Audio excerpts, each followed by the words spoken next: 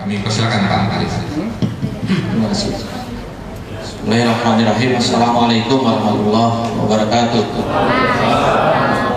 Alhamdulillah, wassalamu ala asyrafil anbiya'i wal mursalin wa ala alihi wa sahbihi ajma'in. Amma ba'd.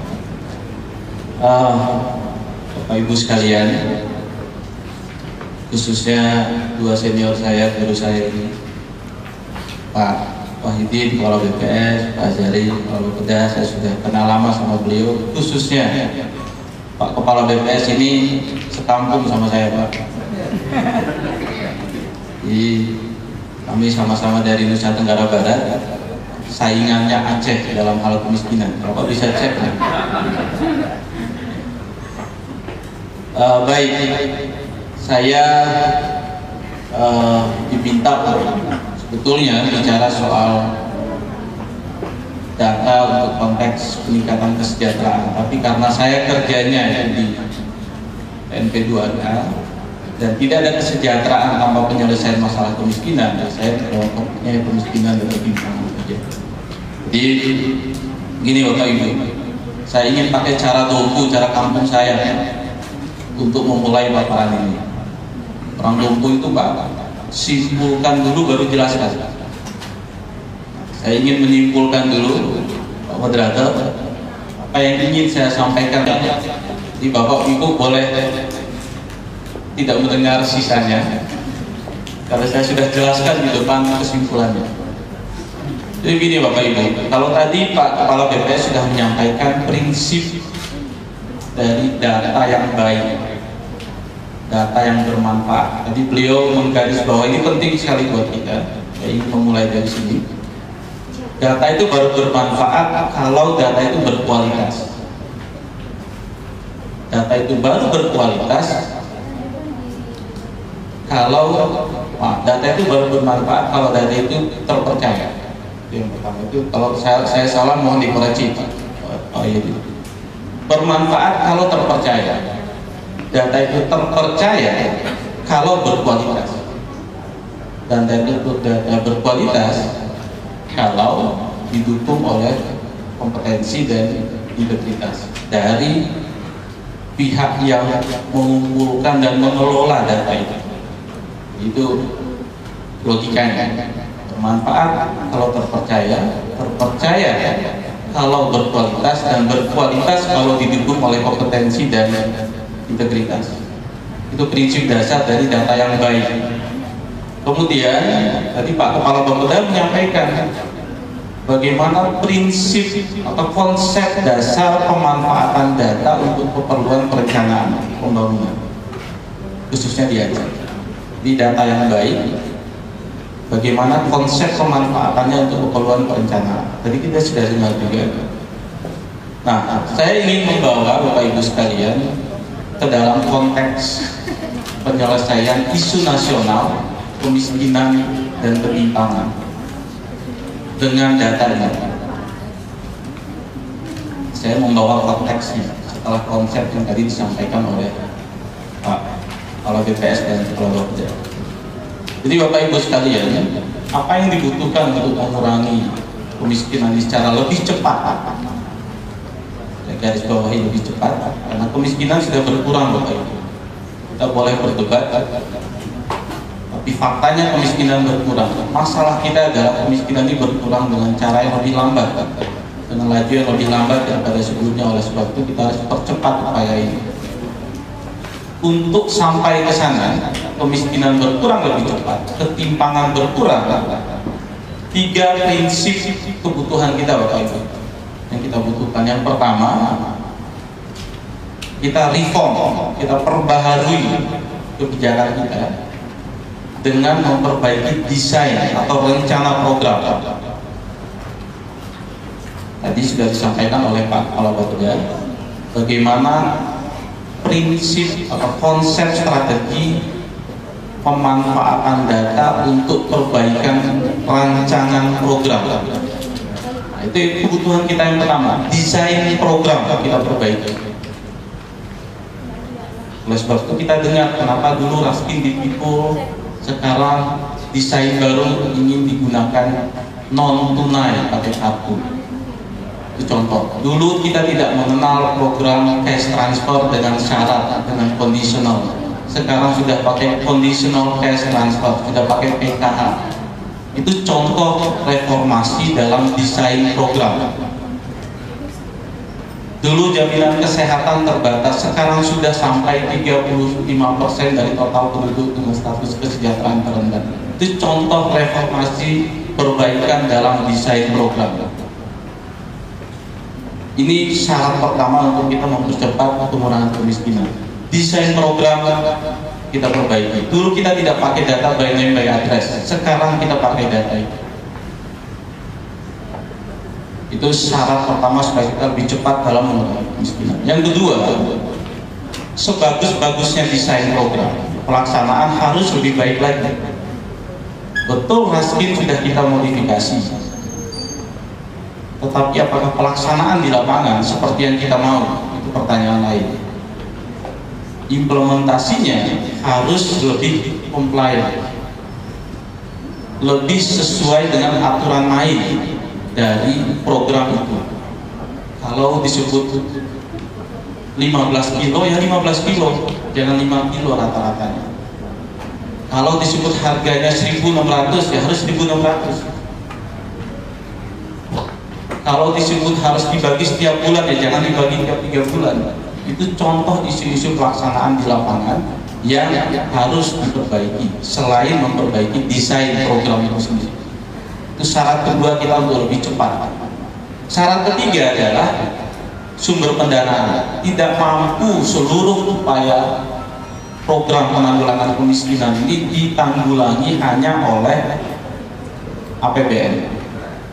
APBD harus terkonsolidasi di dalam sumber pendanaan bersama untuk penyelesaian isu-isu kemiskinan ini.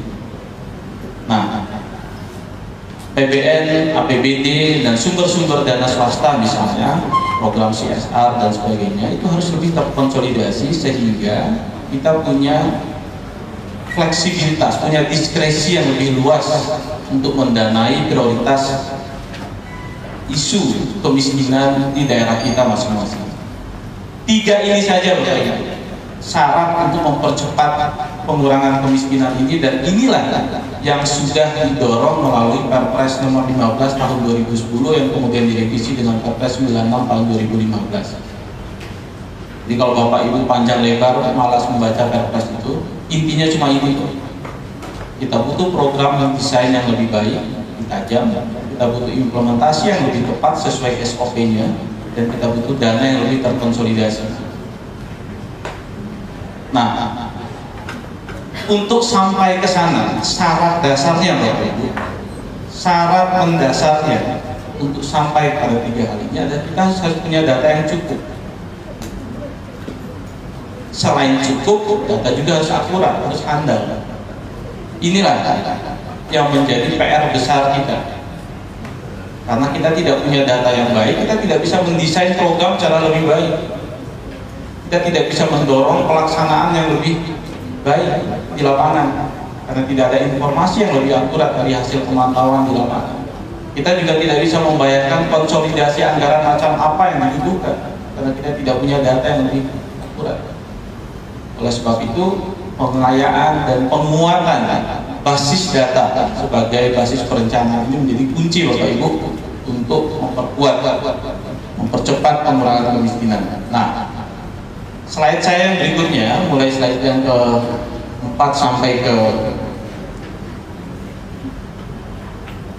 15 itu hanya contoh saja Bapak Ibu, contoh saja.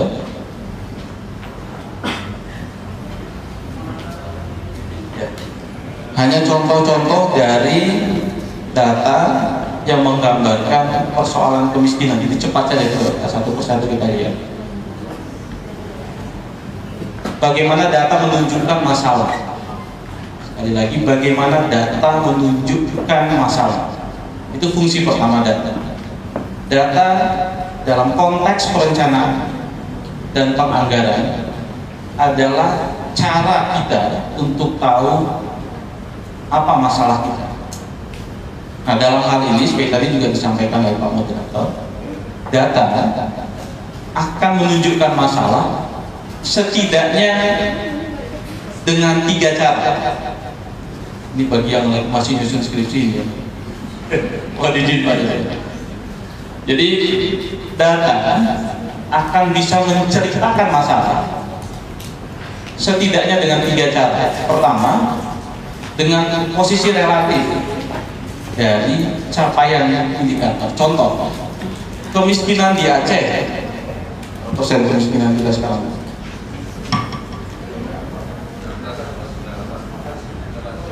16,89%. Di slide ke 15.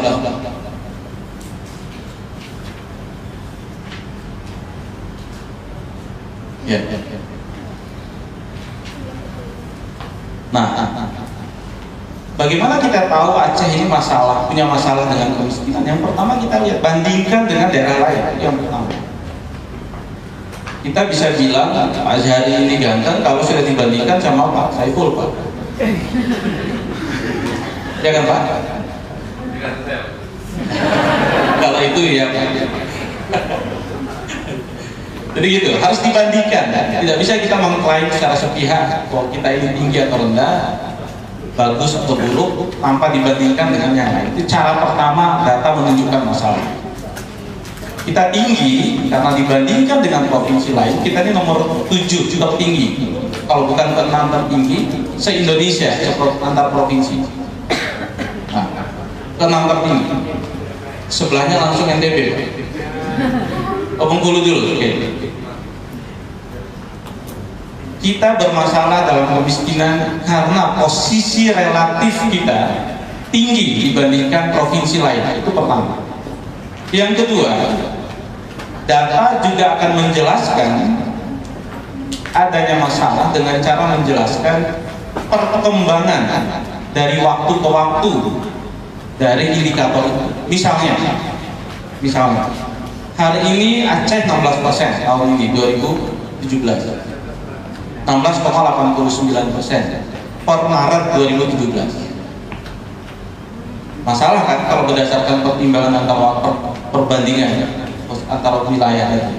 Tetapi kalau dibandingkan dengan tahun lalu, misalnya kita sudah lebih rendah dibandingkan tahun lalu. Betul kita masih bermasalah dari segi posisi relatif, tetapi kita sudah lebih baik dibandingkan tahun lalu. Atau sebaliknya, mungkin kita sudah bagus peringkat terendah di Indonesia misalnya. DKI Jakarta, Bangka Belitung, Bali itu yang rendah-rendah itu kemiskinannya. Mungkin memang rendah, tapi siapa tahu tahun lalu angkanya lebih tinggi, lebih rendah daripada tahun ini kemiskinannya. Itu cara kedua data menggambarkan masalah dengan series data antar waktu. Ini penting Bapak Ibu. Bagaimana secara praktis data bisa membantu kita memahami masalah, bukan sekedar karena tinggi dibanding daerah lain, tapi karena perkembangan dari waktu ke waktu kita tidak menunjukkan perbaikan yang signifikan. Itu yang kedua. Cara ketiga data menunjukkan masalah Bapak sekalian adalah dengan menunjukkan relevansi perkembangan.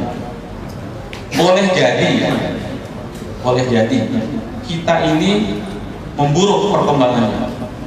Boleh jadi dalam angka kemiskinan kita, baik P0, P1 atau P2, persentase, indeks kedalaman maupun indeks keparahan. Tetapi boleh jadi pada saat kita ini memburuk, nasional jauh lebih memburuk daripada kita sebetulnya. Atau sebaliknya, ketika kita memburuk, nasional justru membaik. Itu menggambarkan betapa kita lebih bermasalah lagi, bukan sekedar karena tingginya persentase, bukan sekedar karena tahun ini lebih buruk dari tahun lalu, tapi karena kita satu-satunya provinsi yang bermasalah di Indonesia ini. Lebih pelik lagi masalah. Nah, ini Bapak Ibu sekalian, 3 perspektif, 3 cara pandang sederhana betapa data secara praktis bisa mengantarkan kita pada pemahaman yang lebih baik tentang apa masalah kita. Nah, Ini saya tidak ingin masuk ke detail slide, Bapak Ibu pasti statistik itu membuat ngantuk. Saya dapat ilmu baru dari Pak moderator kita hari ini. Supaya tidak ngantuk, saya ajar fisikanya saja. Fisikanya saja. Jadi itu prinsip dasar Bapak Ibu, 3 cara data menceritakan masalah. Nah, mengetahui masalah Bapak Ibu sekalian, itu hanya kata orang bijak, itu hanya sudah merupakan setengah dari penyelesaian masalah. Kita tidak bisa selesaikan masalah kalau tidak tahu masalah. Apa setengahnya lagi? Setengahnya lagi adalah mengetahui kenapa masalah itu terjadi. Setuju Bapak Ibu ya? Tahu masalah itu baru separuh penyelesaian masalah. Penting. Tetapi mengetahui kenapa masalah itu terjadi, itu setengah hal lagi yang harus kita tahu. Dengan data kita bisa mengeksplor kenapa persentase penduduk miskin Provinsi Aceh penurunannya tidak sekencang penurunan persentase penduduk miskin Provinsi Sumatera Selatan misalnya, Sumatera Barat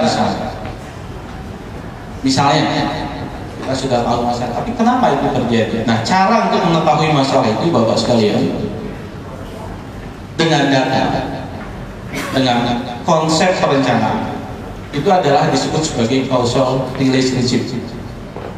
Diuji, dites, digambarkan terlebih dahulu akar masalahnya, baik konsep, baik teori. Kata teorinya, kemiskinan itu tinggi kalau misalnya beban pengeluaran tinggi, pendapatan rendah, turunkan terus itu. Baik teori dulu, jangan pakai data dulu. Teori aja, teori dan pengalaman ceritakan. Setelah itu kita tes teori ini. Benarkah teori ini terjadi dalam kenyataan di Aceh? Cara mengujinya pakai data. Yang saya sebut sebagai causal relationship. Jadi dites. Benarkah teori ini berlaku di Aceh? Kita uji satu persatu. Dan kita bisa lakukan itu. Bahasa sederhananya itu analisis keterkaitan. Dengan data yang minim, kita tidak perlu melakukan regresi. Karena itu tidak lazim dalam praktek. Kalau di kampus iya, tapi dalam praktek kita tidak perlu lakukan itu, yang terlalu berat syaratnya. Data kita minim, kita bisa melihat polanya saja. Saya kasih contoh begini. Apakah ketika angka partisipasi murni pendidikan di Aceh itu menurun, jarak sekolah di Aceh itu meningkat? Apakah ketika partisipasi murni pendidikan SD di Aceh itu menurun, rasio guru per siswa itu menurun, rasio siswa per rombel menurun? Contoh, kita bisa menguji, melihat pola keterkaitan antar indikator-indikator itu untuk tahu apa penyebab dari persoalan menurunnya angka partisipasi murni ini. Sumber informasinya data. Nah, Bapak Ibu bisa bayangkan kalau kita tidak punya data, bagaimana kita bisa sampai pada pemahaman tentang penyebab masalah itu. Jadi tahu apa masalahnya dan tahu penyebab masalahnya.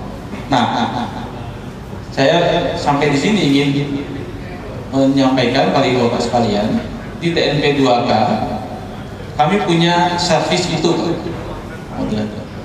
servis kepada seluruh daerah, seluruh PKPK, tim koordinasi penanggulangan kemiskinan di seluruh kabupaten kota, untuk duduk bersama, belajar teknis melakukan itu, mengenalkan data apa yang tersedia, mulai dari Susenas, Saksenas, Diskesdas, dan seterusnya, sampai data mikro BDD yang kita punya, apa saja data yang tersedia, bagaimana cara membacanya, menginputnya ke dalam aplikasi, menghasilkan grafik, memahami grafik itu artinya apa, implikasi dari findings itu dan temuan-temuan itu seperti apa. Itu kita dampingi daerah untuk melakukan pemuatan perencanaan itu. Masalahnya Pak Kepala Bapak, 7 tahun saya mengawal proses ini.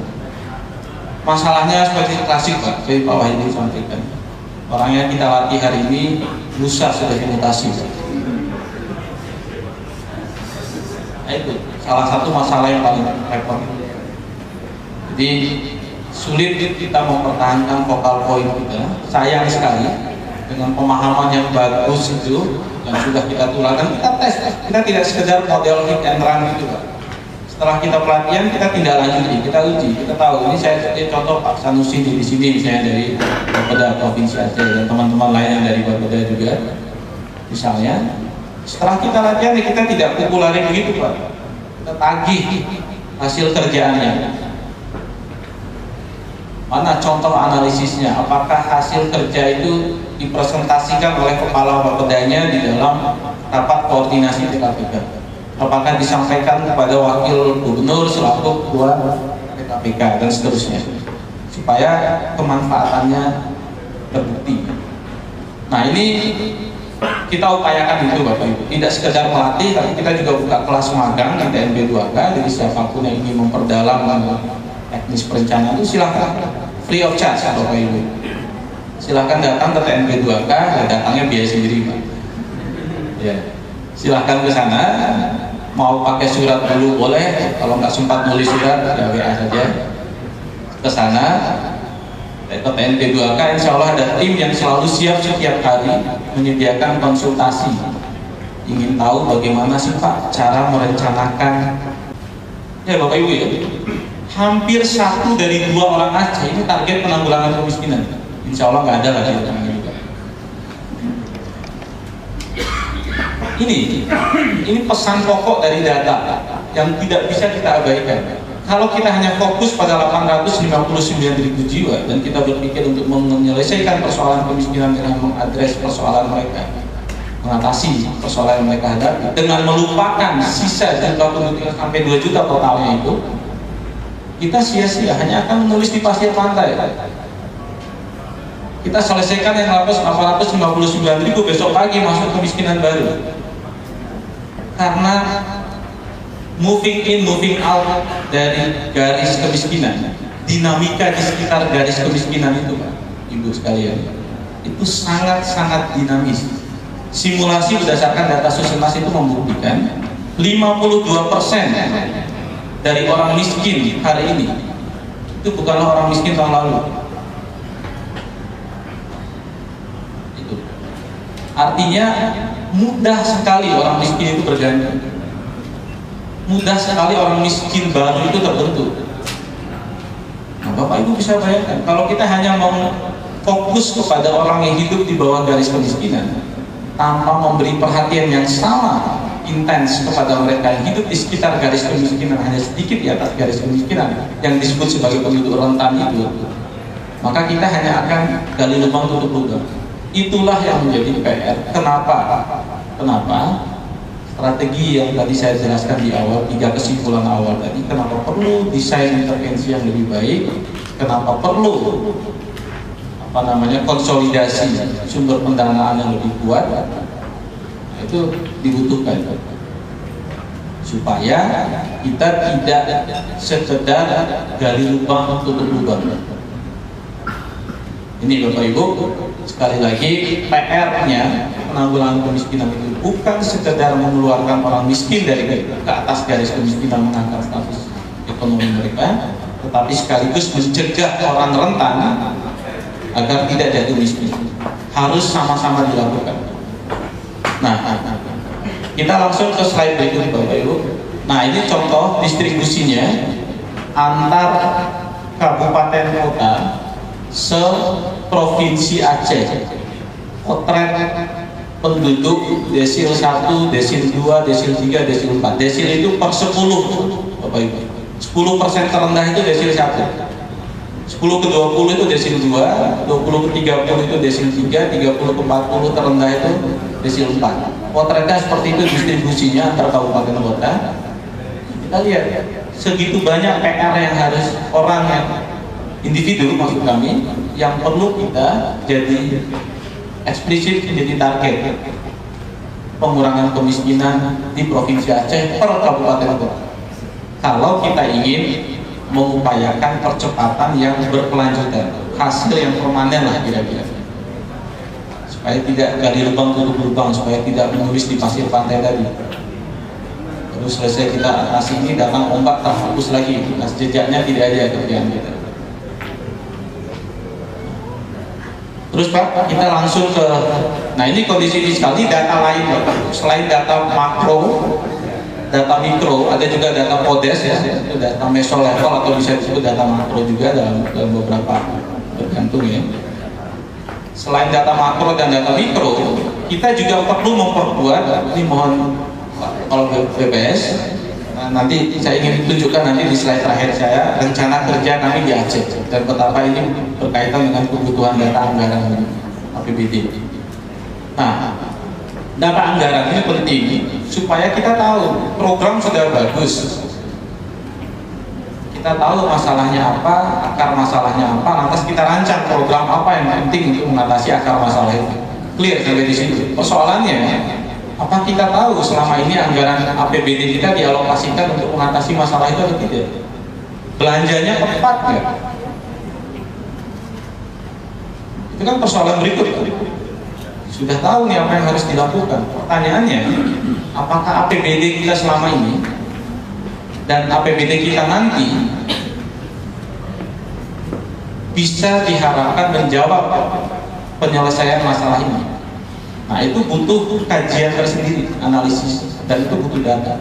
Nah ini contoh caranya, misalnya jangan-jangan Kabupaten Simelu, kemudian Gayo Luas, kemiskinannya itu tinggi, karena memang secara rasio PAD terhadap total pendapatan daerahnya memang rendah.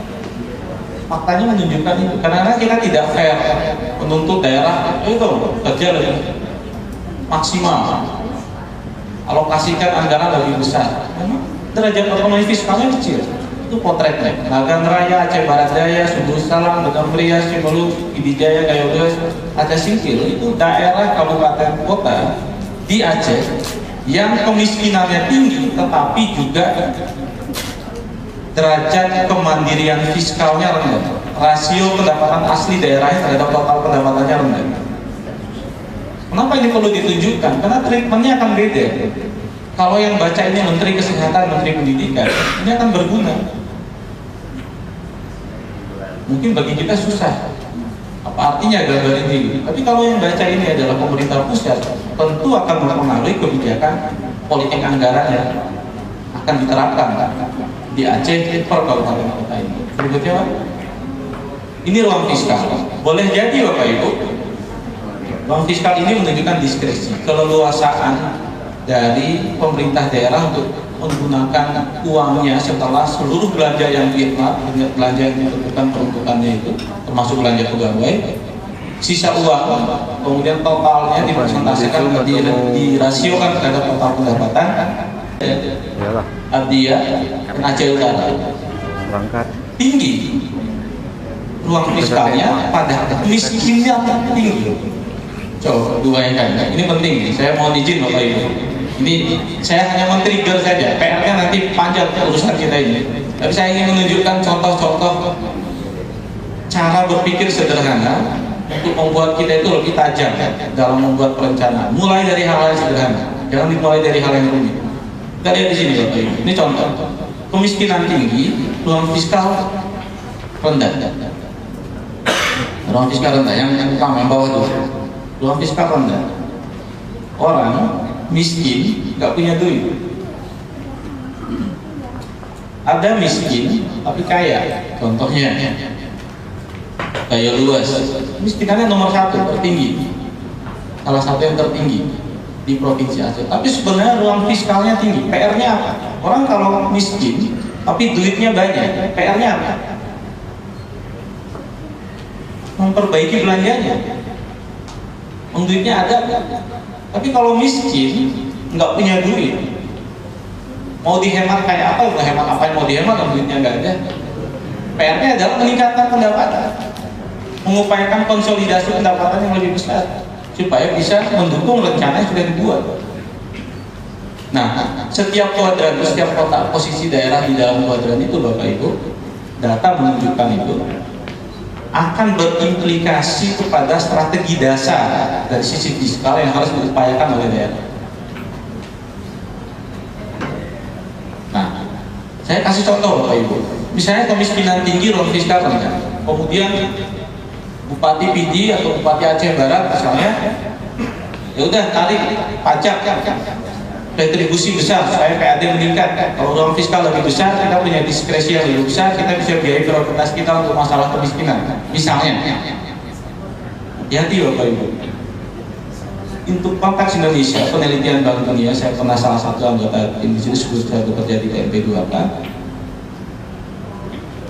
Ternyata tidak ada hubungan yang signifikan antara kenaikan pendapatan pajak dan retribusi dengan pengurangan kemiskinan. Tidak serta-merta daerah yang mampu meningkatkan PAD dengan menarik lebih banyak sumber pendapatan dari pajak dan retribusi itu adalah daerah yang serta-merta bisa mengurangi kemiskinan. Artinya apa? Ada gap di situ Bapak Ibu. Memperoleh pendapatan adalah satu hal, tapi menggunakan anggaran itu, dana yang diperoleh untuk memperbaiki efektivitas pengurangan kemiskinan itu ada PR lain. Itu. Dan yang paling fatal dari temuan kami adalah antara lain objek pajak yang ditarik itu adalah justru objek-objek yang berhubungan langsung dengan pendapatan orang miskin.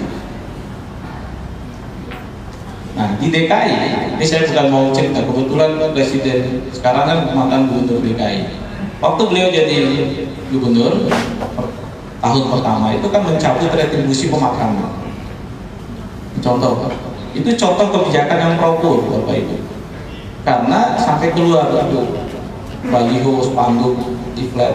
Kalau mau meninggal, buru-buru pindah keluar Jakarta. Jangan mati di Jakarta. Karena biaya retribusinya mahal. Bagaimana orang miskin bisa membayar biaya pemakaman?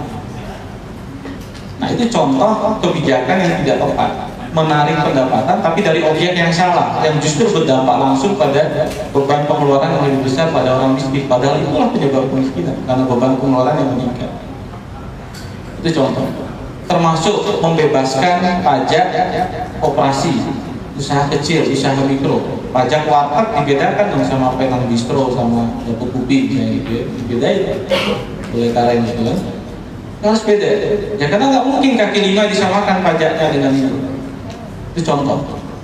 Nah ini kebetulan itu presidennya dulu DKI, kebetulan saya meneliti salah satu yang saya lakukan ketika itu mengkaji dampak dari beberapa reformasi pajak dan retribusi di DKI. Nah itu Bapak Ibu. Saya ingin langsung ke slide yang terus saja, ke terakhir terus saja. Terakhir terus Pak. Nah ini kinerja program saya tunjukkan saja. Tidak ada kemiskinan yang bisa berkurang kalau raskin nggak ditelototin Pak. Sebagus-bagus apapun program kita Pak, kalau BPS di Aceh, suka tidak suka, setuju tidak setuju, karena hampir 25% dari konsumsi orang miskin untuk beli beras, kalau raskin nggak ditelototin, nggak sesuai dengan SOP-nya, 15 kilo per bulan, 1.600 per kilogram, kelas medium dan seterusnya. Kalau itu tidak dipelototin, sebagus-bagus apapun program Pak Gubernur, Wakil Gubernur, tidak akan ada dampak yang signifikan. Jadi perhatikan kinerja raskin sini, kita lihat contoh ini. Rumah tangga miskin yang dapat raskin, kita belum bicara kenapa ini terjadi Bapak Ibu, tapi apa masalahnya? Menurun apa meningkat? Menurun. Slide berikutnya. Jumlah beras yang diterima menurun apa meningkat di Aceh? Menurun. Berikutnya, harga belinya ya kira-kira bagus lah, bisa mendekati harga yang diinginkan ya. Harga nggak masalah, tapi jumlah dan penerimanya itu masih jadi PR. Terus nah ini yang paling rendah itu persentasenya di itu ya betul. Kemudian yang ID, persentase rumah tangga miskin yang dapat raskin tertinggi ada di sana. Terus Pak, nah ini jumlah rata-ratanya beras 12,38 kg tertinggi di Aceh Barat, yang terendah rata-rata Lok Sumawe. Paling ini ya, solidaritasnya tinggi gitu. Jadi bagi rata betul-betul 3 kilo saja ya, di Lok Sumawe. Terus Pak, terus saja. Nah itu raskin, ini BSM Terus lagi, ini Bapak Ibu bisa lihat sendiri, juga di belakangnya. Terus lagi, terus, nah, terus saya, nah, setelah tadi Bapak Ibu kita pelototin, kita lihat bikin program kita sendiri lebih bagus dengan mengetahui masalahnya apa, penyebabnya apa, kita konsolidasikan anggaran supaya lebih signifikan, bisa kita gunakan dengan hati-hati, tapi kita lakukan itu supaya tidak justru membebani orang miskin. Setelah itu kemudian kita pelototi program-program nasional yang berjalan di daerah kita, jalan benar enggak? Dalam konteks memastikan ketiga hal itu terjadi di Aceh, saya dan teman-teman di TNP 2K merancang rencana untuk melakukan pendampingan di Provinsi Aceh ini. Insya Allah kita mulai bulan ini sampai 1 tahun ke depan. Khususnya kami ingin memantau bagaimana APBD direncanakan di Provinsi Aceh untuk APBD provinsi dan 1 kabupaten sebagai wilayah pilotnya, wilayah mitranya itu di Kota Banda Aceh, Kota Banda Aceh. Jadi ini adalah kelanjutan dari apa yang sudah kami lakukan di beberapa provinsi lain sebelumnya. Tujuannya sekali lagi Bapak Ibu untuk memastikan 3 hal tadi. Program dirancang dengan benar, mendapatkan alokasi dukungan anggaran yang betul sesuai dengan kebutuhan, dan program nasional berjalan dengan benar. Kita dampingi ini dan kita mau lihat apakah dalam 1 tahun ke depan dengan indikator yang jelas ada perbaikan sebelum dan sesudah kita mendampingi Provinsi Aceh. Nah, ini yang kita akan lakukan Bapak Ibu dalam 1 tahun ke depan, dan akan sangat banyak melibatkan peran BPS. Akan sangat banyak melibatkan peran BPS khususnya untuk mendukung ketersediaan data-data untuk analisis kita bersama. Saya kira itu yang bisa saya sampaikan dan kita bisa lanjutkan dalam diskusi. Terima kasih. Wassalamualaikum warahmatullahi wabarakatuh. Waalaikumsalam.